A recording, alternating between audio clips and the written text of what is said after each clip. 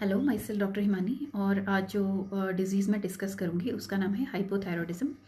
तो थायराइड के हमारे पास काफ़ी पेशेंट आते हैं और ऑलरेडी वो थायराइड की सप्लीमेंट्स ले रहे होते हैं एलोपैथी में। तो थायराइड ग्लैंड हमारा एक छोटी सी ग्रंथि होती है जो हमारे नेक में हमारी जो गर्दन है उसके फ्रंट में यहाँ पे होती है सिचुएटेड। बेसिकली होता क्या है, हाइपोथायरॉयडिज्म के पेशेंट में T3 T4 जो हार्मोन है वो कम हो जाते हैं, उनका सिक्रीशन कम हो जाता है और TSH बढ़ जाता है। तो जब वो रिपोर्ट कराते हैं तो TSH लेवल हमेशा हाई आते हैं, T3 T4 के लेवल कम आते हैं। तो ऐसे पेशेंट में क्योंकि जो थायराइड ग्लैंड है वो हमारी बॉडी में काफ़ी चीज़ें रेगुलेट करता है, एनर्जी को, मेटाबॉलिज्म को, मूड को, स्किन, हेयर और अलग अलग ग्लैंड्स में उसका एक्शन होता है। तो उसके सिम्टम्स भी पूरे शरीर में इसी तरह से आते हैं। बाकी इसके बहुत से रीज़न हो सकते हैं हाइपोथायरॉयडिज्म के। मोस्ट कॉमनली ऑटो इम्यून होता है जहाँ पे कि हमारे अपने बॉडी खुद अपने सेल्स को फॉरेन बॉडी समझ के उसके साथ फाइट करके उनको मारना शुरू कर देती है। तो बाकी इसके अलावा और भी रीज़न हो सकते हैं, जैसे कुछ लोगों में जेनेटिक होता है, फैमिली में अगर किसी को थायराइड ग्लैंड की प्रॉब्लम है, हाइपोथायरॉयडिज्म है, तो वो बच्चों में भी देखी जाती है। या फिर किसी को पोस्ट प्रेगनेंसी थायराइडाइटिस हो जाता है, आयोडीन की कमी की वजह से भी हो सकता है।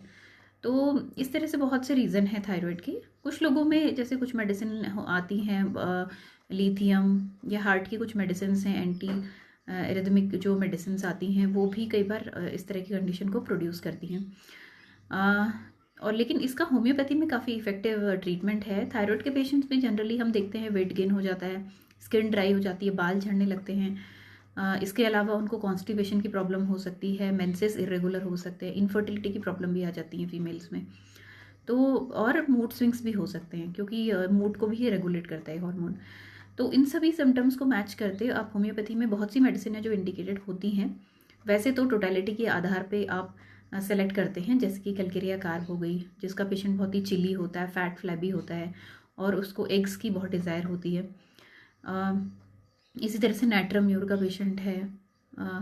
और थायरॉयडिनम एक मेडिसिन है। थायरॉयडिनम जो होती है हमारी थायरॉयड ग्लैंड को स्टिमुलेट करती है, तो जिनको हाइपोथायरॉयडिज्म की प्रॉब्लम है वो थायरॉयडिनम ले सकते हैं, लेकिन उसकी जो पोटेंसी है, डोज है, वो आपके कंडीशन के ऊपर डिपेंड करती है कि कौन सी वाली पोटेंसी सही आपके लिए काम करेगी। बाकी इसकी फ्यूकस वेसिकुलोसिस क्यू में आता है, अश्वगंधा है और भी बहुत सी मेडिसिन है इफेक्टिवली जो यूज़ हो सकती हैं, स्पेशली फीमेल्स में। जैसे एक मेडिसिन मैं कहूँगी सीपिया है। तो अगर मूड डिसऑर्डर्स हैं, बहुत ज़्यादा हार्मोनल डिसबैलेंस हैं, मेंसेस इरेगुलर हो गए हैं, तो आप सीपिया को भी कंसिडर कर सकते हैं।